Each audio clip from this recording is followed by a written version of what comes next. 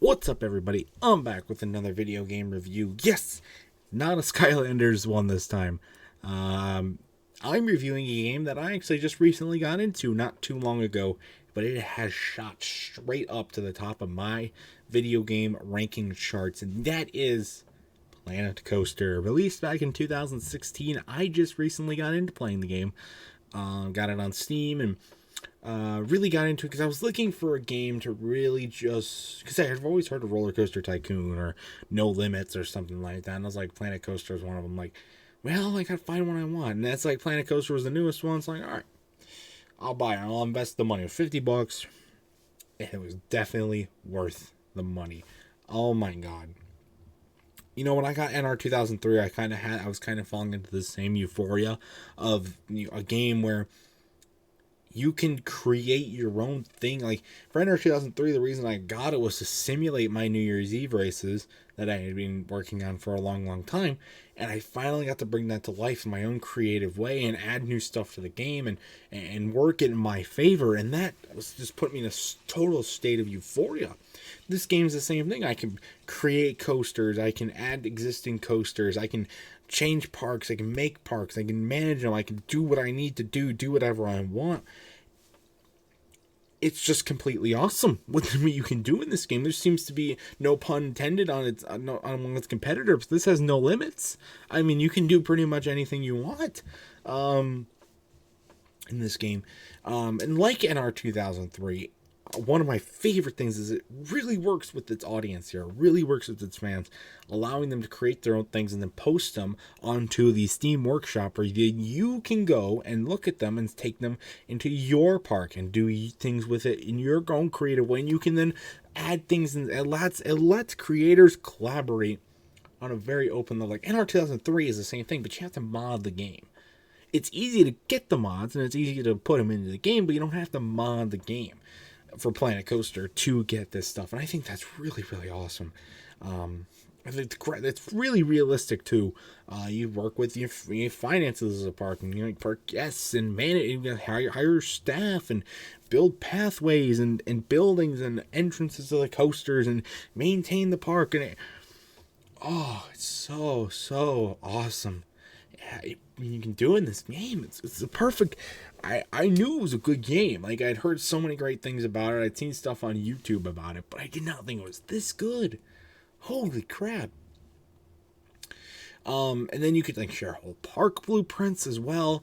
One thing that I don't like about this game though is the size, is the limit to the size of your park.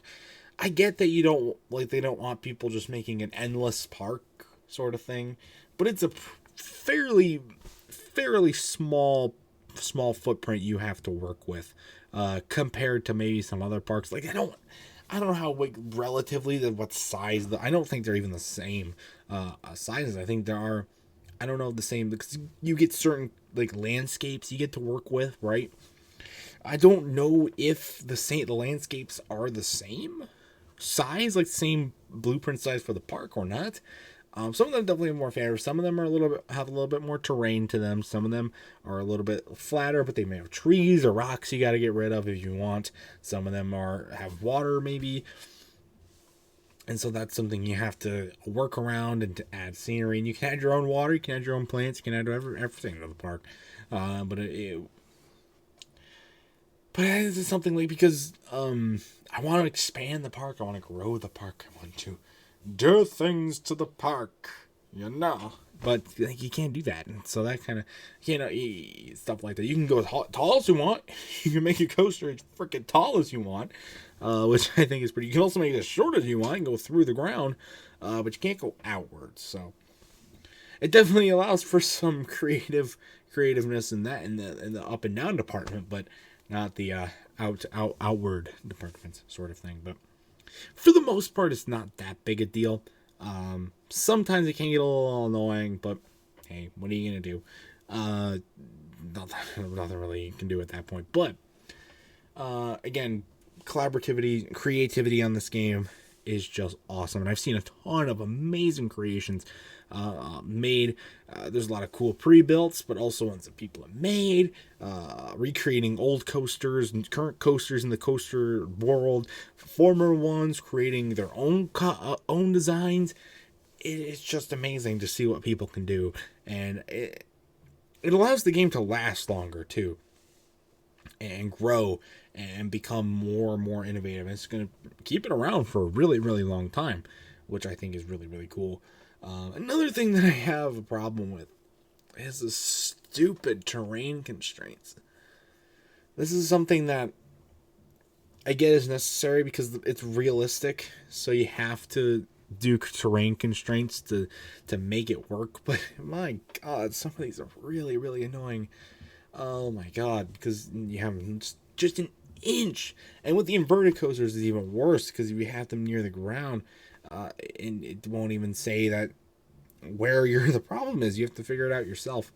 That kind of sucks. That was before I knew that you could raise the coaster up and down, which would have definitely helped in a situation like that. But hey, what are you gonna do? You know, there's nothing I can really do about it. But and then now another thing that I don't like about this game, and this is gonna probably be a very small, nagging piece of it, but the ability to access a DLC but not actually use the DLC. It's kind of a big teaser that you can't do anything with. I'm like, come on, people, seriously. You know, that sucks. But hey, what are you gonna do? Cause you can't save it, you can't move anything. Also, like being able to grab things, doing a multi-select, and having a piece limit. I think that kind of sucks because people always like to put a ton of fucking pieces underground, and then you select those and you can't actually get rid of them because they're underground, and so you only have a 3,000 piece limit when people are adding these tiny little pieces all the way up. It takes like 1,000 pieces per fucking support. I mean, that kind of sucks. But and also like having to add your own supports. That's a very complicated thing to do, and it's not on the game. This is just like crediting its realness, like the reality of the game. I think they did a really, really good job with making everything just new and innovative, and it's really, really cool because I know people like to do the small details, and they allow them to do that, which is really, really cool, and stuff like that. You know, not everything's going to be realistic. They are kind of, they are. One thing I don't like is when I connect a building to a pathway, right? It does not say it's connected to the park entrance, which means the path is not fully linked up. Even though it is, I go to check the stupid thing, and it's not up to the park entrance. What? That gets kind of annoying when you get this, because you get a ton of notifications. You have your notifications up here, you get a ton of them. You can get rid of them, but you have a ton of them because whenever it gets about random crap in the park, things that are going wrong that you need to fix because you're the owner of the park and stuff like that. And some of them are valid. Most of them are valid. Like, it's tough shit like that. Like, why do you need that? I also think the employees or the employees that you hire into the park, which are security guards, janitors, vendors, mechanics, and entertainers, you put those guys into the park, they get really pissed off really quickly, and it makes it hard to really build up finances. Like, I play in sandbox mode, so I'm not worried about money at all, but you know, you get what I'm kind of trying to say here. It's like, why? They get pissed off so quickly, and you have to keep training them and keep increasing their wages. And I get it's for real. Like, I'm an employee that needs money, but I'm not going to quit 10 minutes into my shift because I'm making $100 instead of $150. Like, how do you figure it out that quickly? So maybe you go too realistic at that point. I don't know. The ride breakdown frequency, because it's not, because they have a time like your park's on its own timeline, but it's accelerated, so you can kind of see how the gradual changes of the park, like rides breaking down or rating changes or finances and stuff like that. So I mean, you get that, and the finances are hard. You have to put a lot of detail in this game. I mean, it's crazy how much detail people put into this park. The parks and these coasters. It's crazy, crazy, crazy. Another thing, going back to the collaborative thing, this might be my last thing talking about this game real quick, but another thing going back to like the collaborative thing is like the coasters. When I go to download blueprints, go to download things to add into my own game, sometimes what they'll do is make a whole new park.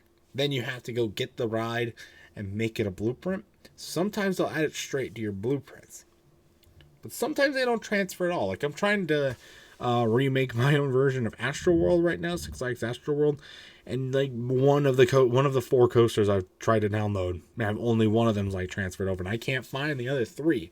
I don't know where they went. I clicked the subscribe button on the Steam Workshop, and it just doesn't find them.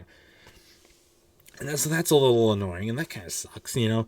But I'm sure it's just a little bit of a bug in the game. My Planet Coaster has trouble syncing with my Steam account. I have no idea why, but that's probably nothing about the game. It's probably about me and Steam being a bitch on my computer. But hey, what am I gonna? I don't know. I'm a boomer when it comes to this stuff. I've had my PC almost hacked twice, so I don't want that to happen again. So I'm just not going to. I'm not going to do anything about it unless it becomes really bad. But that's my review of this game. I have yet to really dive into making my own creations because they are a lot more. They take a lot more time and detail than I thought they were. But I've had a lot of fun looking at all the different kinds of coasters people have made, real and not real, or former real and not real. It's just been out to anybody who's made stuff. You have done an amazing job. I give you all the credit in the world. You have a great creative limit and stuff like that, and I envy you. My God, I wish I could do stuff like that, but maybe this summer. Maybe I'll get into making my own stuff this summer. I don't quite know yet. We'll find out. But this game is going to get a perfect 10 out of 10 for me. It is an awesome, awesome, awesome game. I really enjoy playing it. Whenever I'm not playing it, I think about playing it. When I am playing it, I'm thinking about playing it. I always love going on the workshop. That's a huge utilization tool, and I'd love to see that for more games in the future. I think it's going to be an awesome, awesome, awesome thing. And I recommend you guys go and play this, even if you're not really that big into roller coasters or theme parks or amusement parks in general. It's a great collaboration tool. It gives you so much creative limit, and it's just so awesome. What more can I say about it? I want to go play it right now instead of making videos, but I need to make videos. But anyway, that's my review of it. Comment down below what your experiences have been with Planet Coaster. If you've played any other simulations, Roller Coaster Tycoon, No Limits, and that kind of stuff, comment down below. And I cannot wait to have a conversation. So that's it, guys. Stay tuned for much more amazing content. I got a few other things. And again, just please, I'm almost there. Almost to the end of the school year. Just bear with me. We will get back to videos. I got plenty of fun stuff coming. So, until next time, guys, I'll see you guys later. Goodbye.